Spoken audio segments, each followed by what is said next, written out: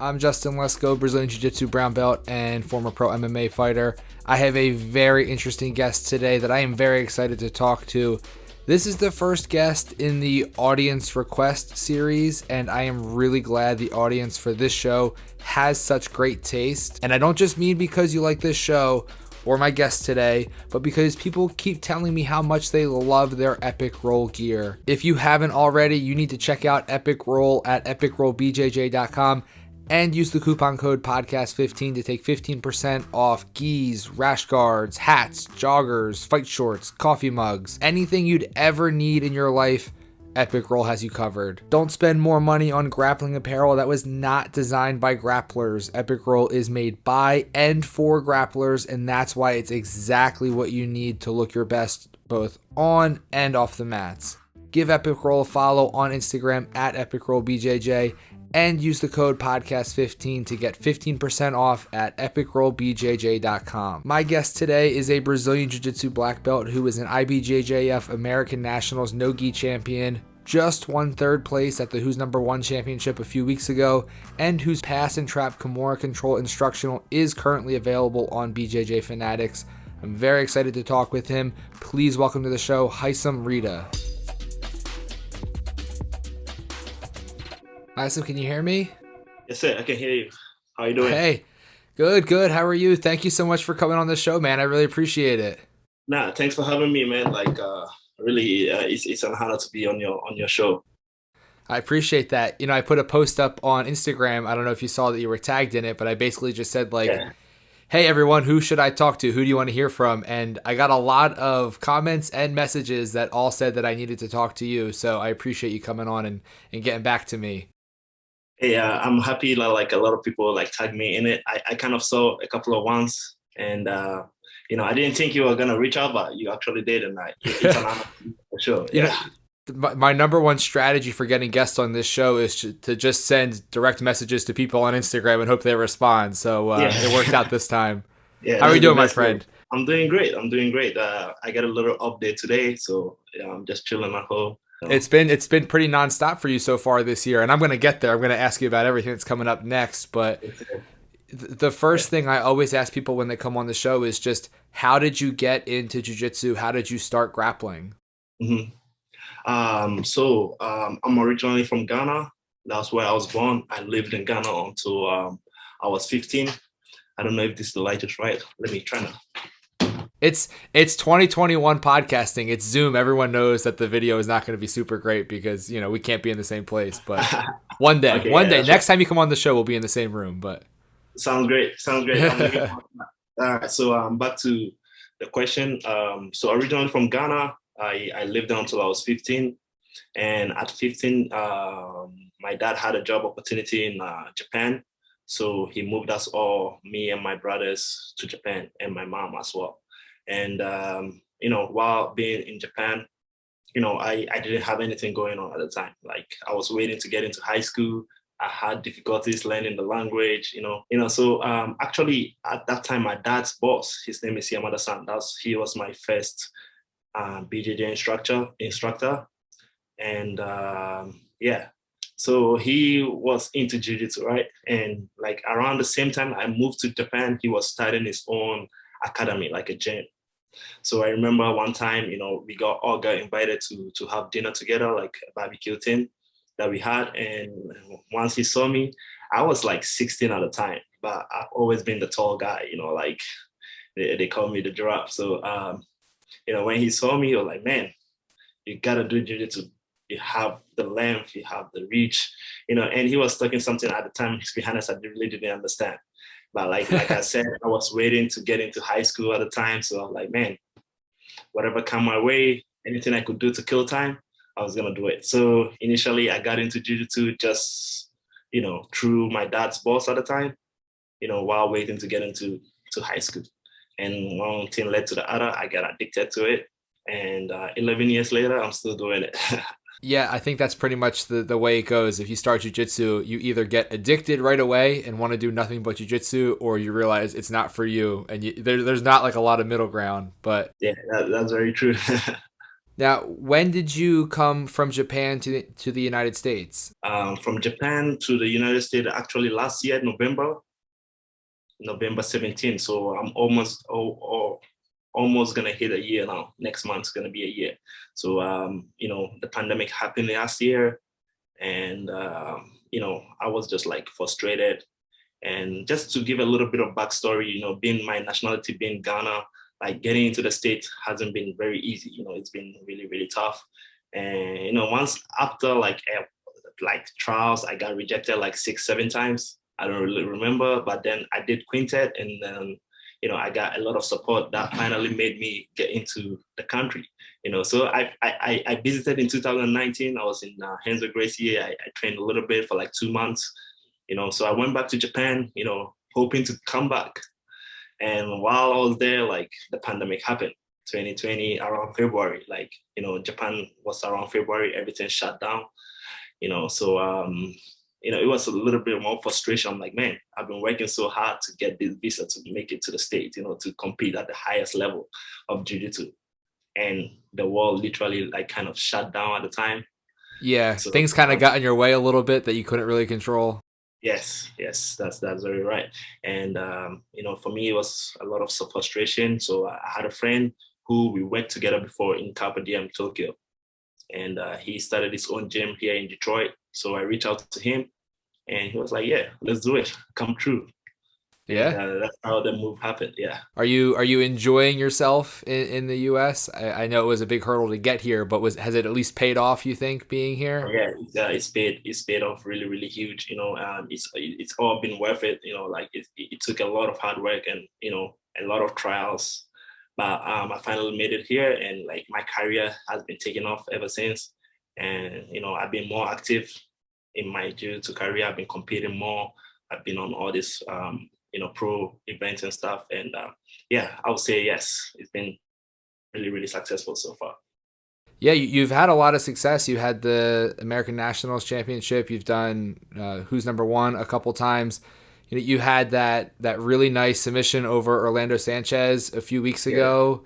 So, What is that moment like when you get a submission against a guy who he's a big name in the sport? People know who Orlando Sanchez is, and you can go out and not only compete with him, but you get the finish. What was that like? yeah, to me, like after, like to be honest, I was told after the post interview, like I was the first person to submit him, and I was like, whoa, I didn't really know that, because I Yeah.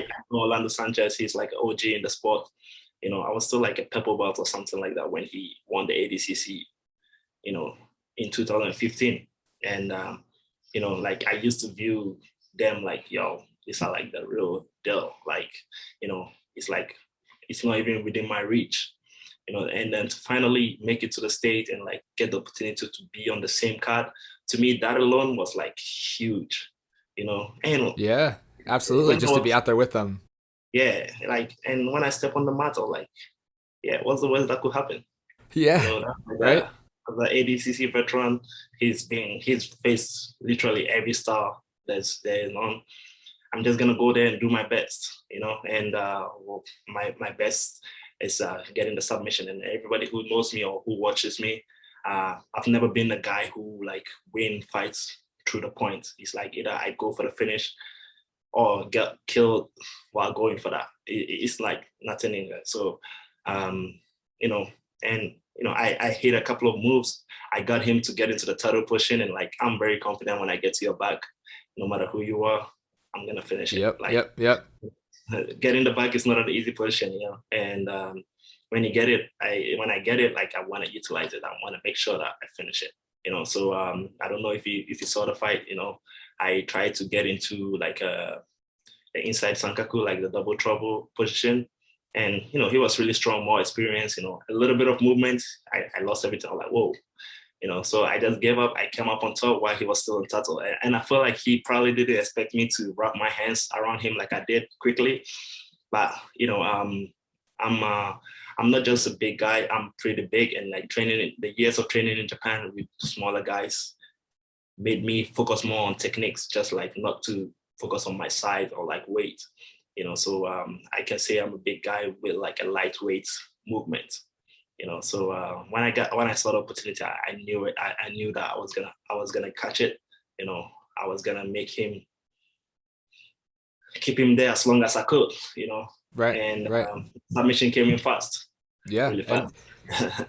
it was a nice finish. I think a lot of people were surprised that Orlando would get tapped that way, but like you said, having the experience of rolling with like smaller guys, like I consider myself to be a bigger person. I'm like 6'1". I'm not nearly as big as you are because I also am like 170 pounds.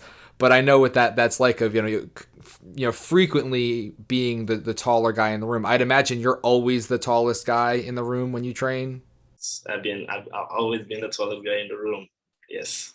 That's why I like watching you do the body triangle from the back because long legs. I always rock the body triangle when I get the back, and it Yeah. annoys people so much. Being a taller guy, how do Mhm. you try to use that in your game? Like, how do you try to take advantage of being taller than most of the people you compete against? Yeah, so I try to use my reach as an advantage because like I can create the distance that like most people wouldn't be able to do much, but I can still be able to get to the position that I want to get. And if you watch my style, it's like outside passing, trying to create stuff, and then like jumping through and all that stuff. So always when I'm competing against guys, especially when I have the height advantage, I really try to utilize it mostly. And so yeah, just basically like just trying to keep them within reach, because for me, I try to keep them within distance because that's where I want them.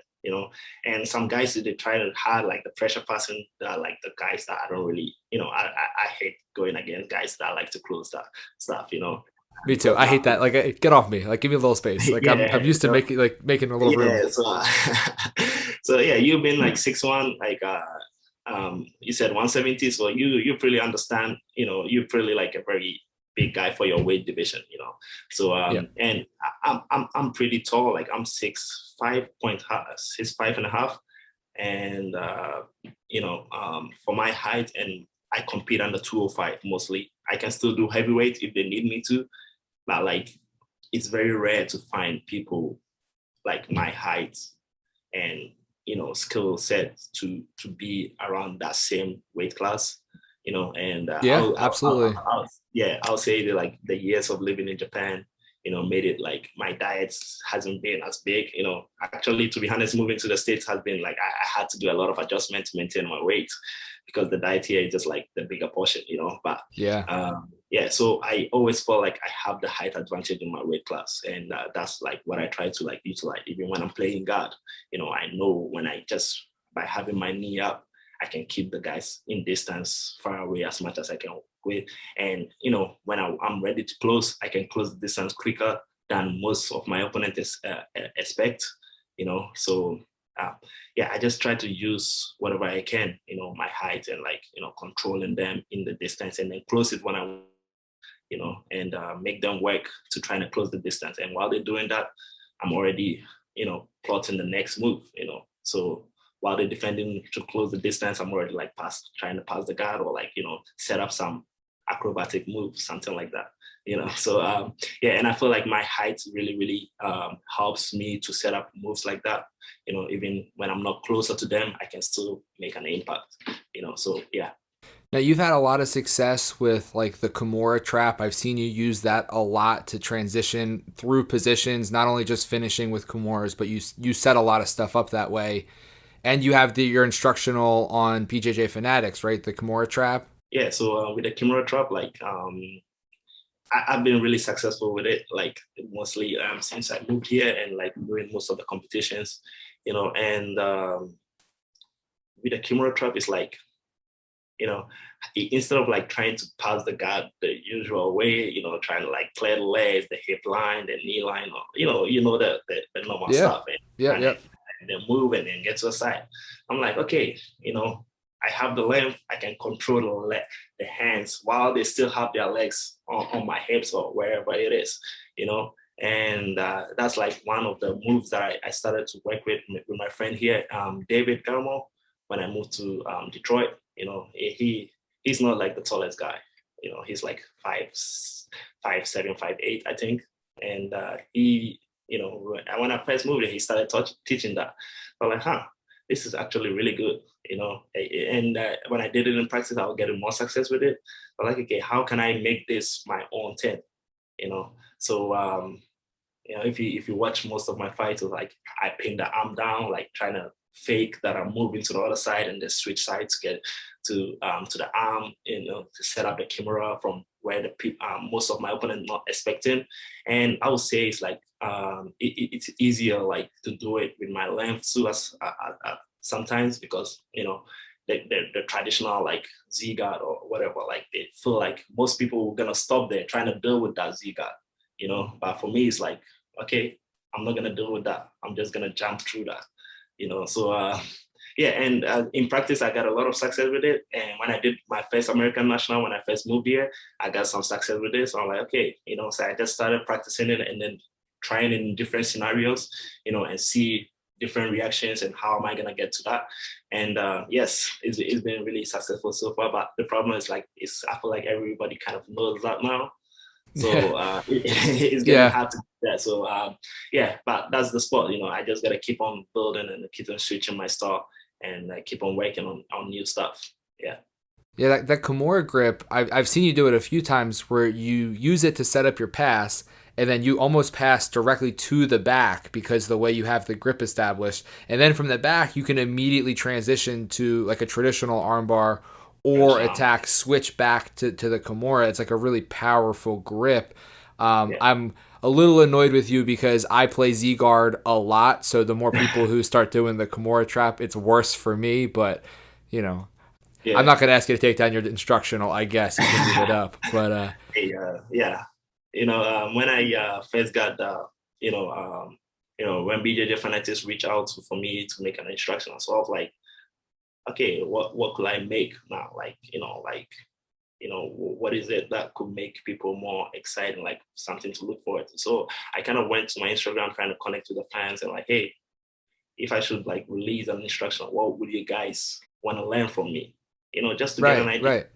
And surprisingly, majority of the people, I would say like 80% were like the Kimura system, the Kimura traps.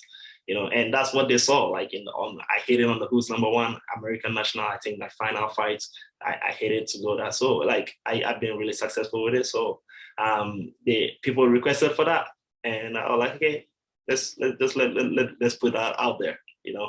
You're a man of the people. You got to give the people what they want. Yeah. Yes. Right. So we just got done a lot of no-gi. Obviously, no-gi Worlds just happened. You had the Hughes #1 championship.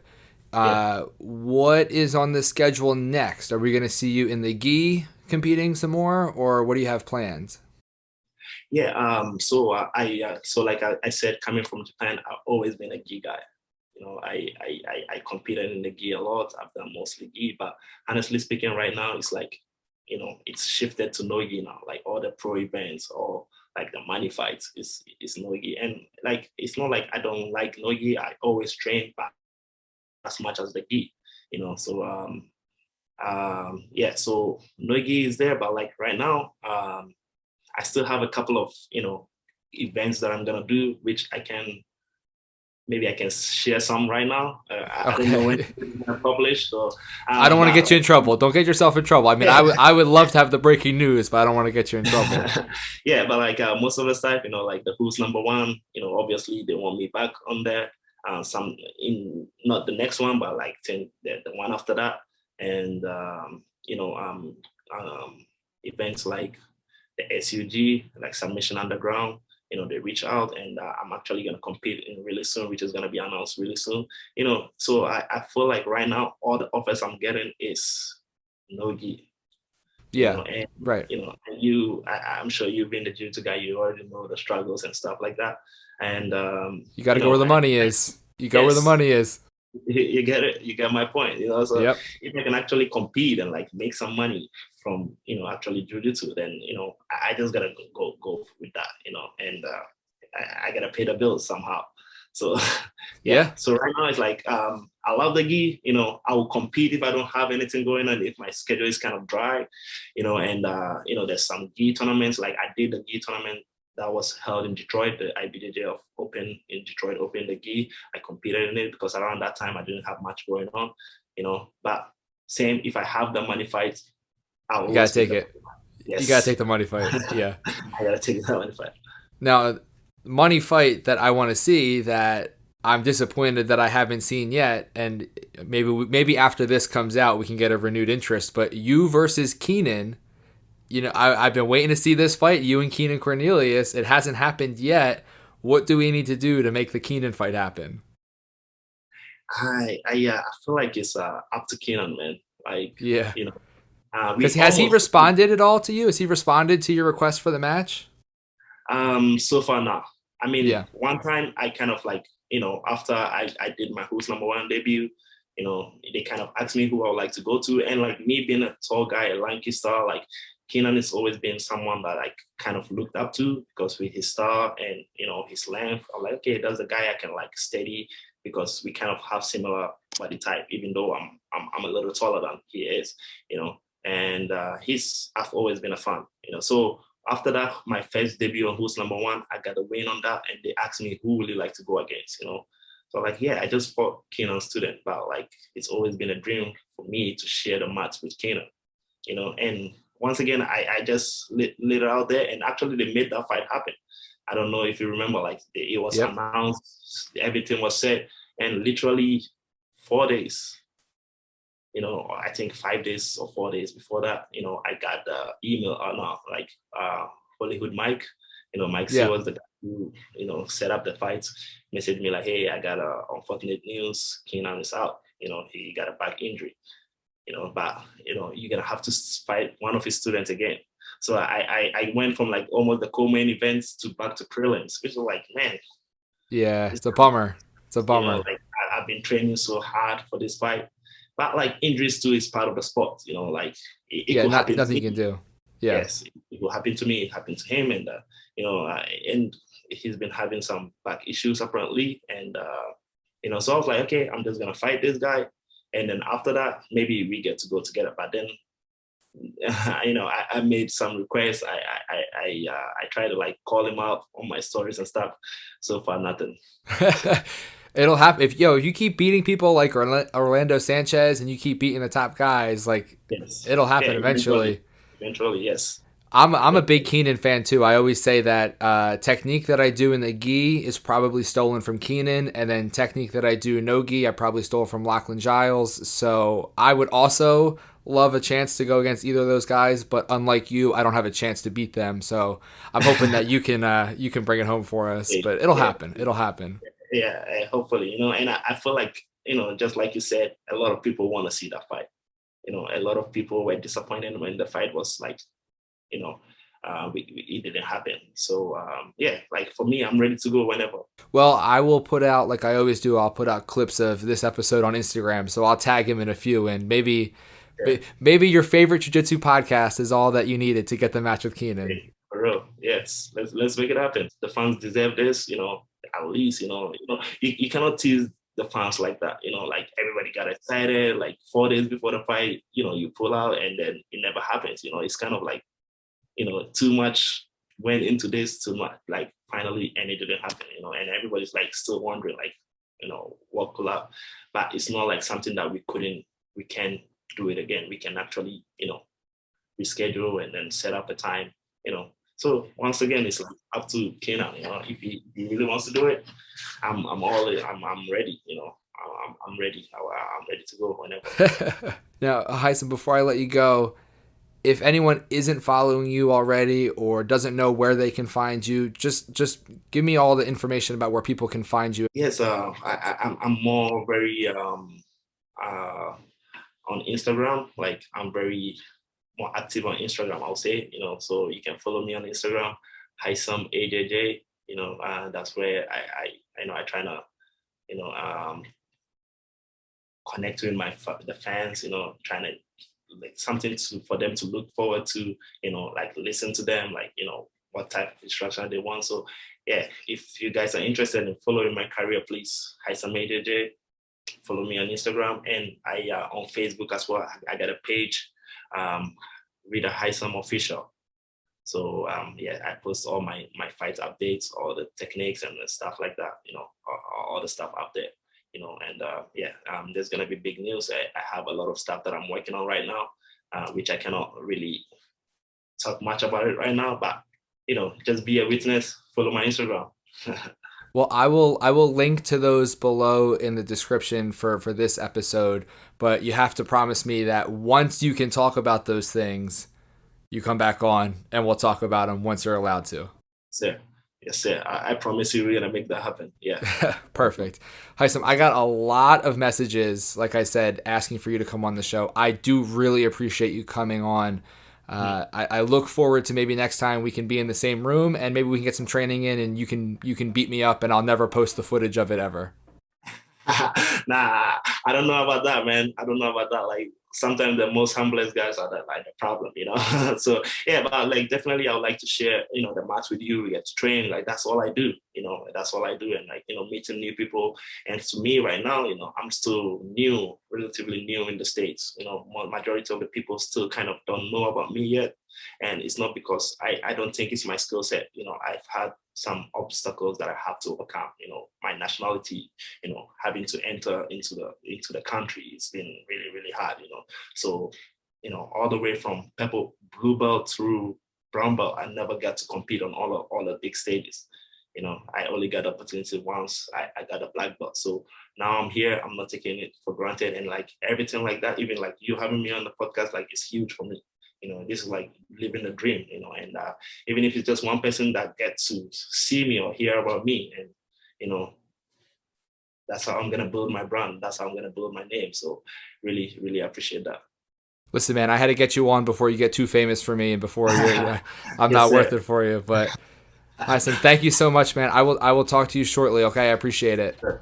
Thank you very much. Appreciate you. Big thank you to Haisam Rida for coming on the show today, and thank you all for suggesting him as a guest. I really enjoyed our conversation.